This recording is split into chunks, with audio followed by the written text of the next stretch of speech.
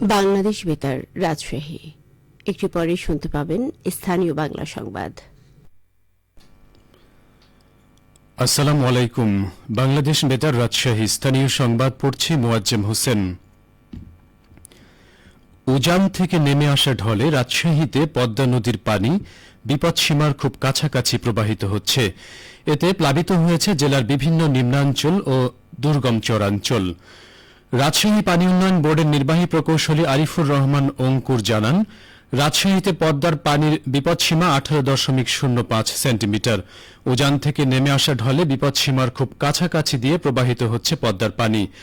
আজকালের মধ্যে পানি আরও বাড়তে পারে, তবে এখনও বন্যা হওয়ার মতো আশঙ্কা নেই। এমন পরিস্থিতিতে রাজশাহী নগরীর টি বাঁধ ও আই বাঁধে জনসমাগম চলাচল নিষিদ্ধ করা হয়েছে। এ নিয়ে আতঙ্কিত না হওয়ার পরামর্শ দিয়েছেন তিনি। এদিকে আজ সকালে পবা উপজেলার হরিয়ান ইউনিয়নের দুর্গম চর এলাকা চর খিদিরপুর, চর খানপুর ও চর তারানগরে নৌকায় করে ত্রাণ পৌঁছে দেওয়া হয়েছে। উপজেলা প্রশাসন ও প্রকল্প বাস্তবায়ন অফিসের এই যৌথ উদ্যোগে প্রায় 200টি ক্ষতিগ্রস্ত পরিবারের মাঝে 10 কেজি করে চাল বিতরণ করা হয়। ত্রাণ বিতরণ কার্যক্রমে প্রধান অতিথি হিসেবে উপস্থিত ছিলেন পবা উপজেলা নির্বাহী অফিসার আরাফাত আমান আজিজ। সিরাজগঞ্জের রবীন্দ্র বিশ্ববিদ্যালয়ের নিজস্ব ক্যাম্পাস নির্মাণে ডিপিপি অনুমোদন ও পূর্ণাঙ্গ বাস্তবায়নের দাবিতে রেল ব্লকেট কর্মসূচির অংশ হিসেবে ঢাকা উত্তর দক্ষিণাঞ্চল রেলপথ অবরোধ কর্মসূচি 6 ঘণ্টা পর প্রত্যাহার করেছে বিশ্ববিদ্যালয়টির শিক্ষার্থীরা। আজ সকাল 9টার সময় জেলার উল্লাপাড়া রেল স্টেশনের ক্রসিংয়ে অবস্থান নিয়ে অবরোধ কর্মসূচি শুরু করা হয়। বিকেল 3টায় ঢাকাগামী ধূমকেতু এক্সপ্রেস উল্লাপাড়া স্টেশন পারাপারের মধ্য দিয়ে রেল চলাচল আবারও শুরু হয়। রবীন্দ্র বিশ্ববিদ্যালয়ের শিক্ষার্থীদের এই অবরোধের ফলে যমুনা সেতু হয়ে ঢাকার সাথে উত্তর দক্ষিণ পশ্চিমাঞ্চলের রেল যোগাযোগ বন্ধ হয়ে যায়। এতে উল্লাপাড়া রেল স্টেশনের 2 প্রান্তের স্টেশনগুলিতে আটকা পড়ে ধূমকেতু, সিল্ক সিটি, চিলাহাটি এক্সপ্রেস সহ বেশ কয়েকটি যাত্রীবাহী ট্রেন। অসীম ভোগান্তিতে পড়ে যাত্রীরা। নওগাঁয় ডেঙ্গু সহ মশাবাহিত অন্যান্য রোগ প্রতিরোধ বিষয়ে জেলা সমন্বয় কমিটির সভা অনুষ্ঠিত হয়েছে। আজ সকালে জেলা প্রশাসকের সম্মেলন কক্ষে অনুষ্ঠিত সভায় সভাপতিত্ব করেন জেলা প্রশাসক মোহাম্মদ আব্দুল আওয়াল। সভায় শহরে এডিস মশা ও লার্ভা নিধন এবং নিয়মিত মশক প্রতিরোধী ঔষধ স্প্রে করার সিদ্ধান্ত গ্রহণ করা হয়। এছাড়া শহরের ড্রেন, ঝোপঝাড় ও অলিগলি নিয়মিত পরিষ্কার পরিচ্ছন্ন রাখার উপর গুরুত্ব আরোপ করেন তিনি।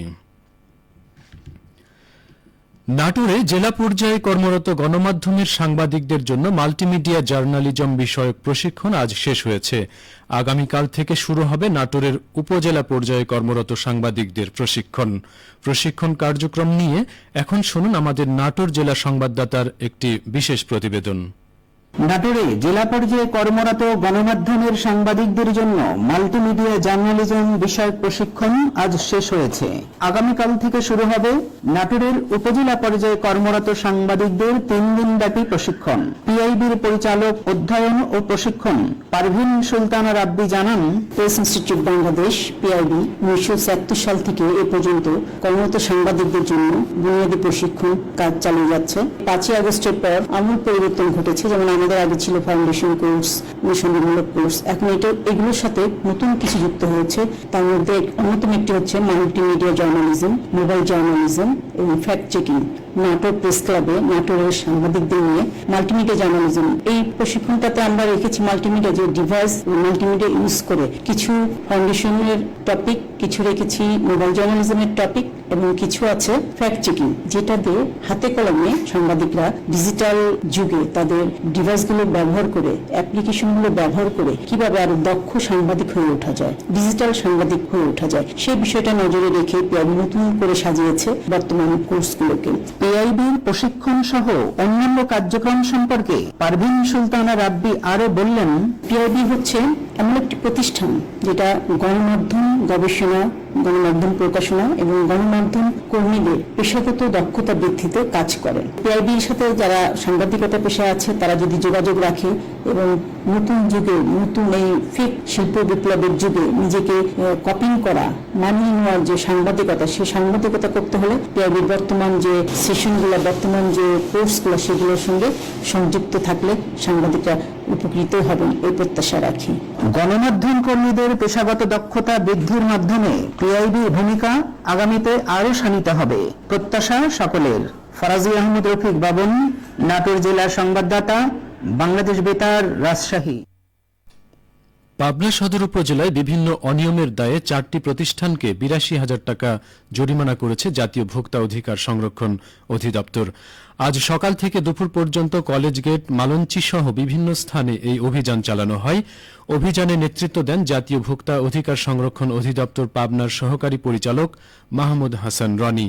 তিনি জানান, ভাউচার ছাড়া অতিরিক্ত মূল্যে পেঁয়াজ বিক্রি করায় এক দোকানিকে ২,০০০ টাকা, ইউনিসন ফুড অ্যান্ড বেভারেজকে বিএসটি বিহীন পণ্যের জন্য ১০,০০০ টাকা জরিমানা, ফাতেমা ফুড অ্যান্ড বেভারেজ মিথ্যা বিজ্ঞাপন ব্যবহার করে ভিটামিন সি যুক্ত সিভিট অনুমোদিত না থাকা ও কেমিস্ট ছাড়া নোংরা পরিবেশে তৈরি করায় ৫০,০০০ টাকা জরিমানা এবং মোহ ইউনানিকে মেয়াদ এবং উৎপাদনের তারিখ না থাকায় ২০,০০০ টাকা জরিমানা আরোপ করা হয়।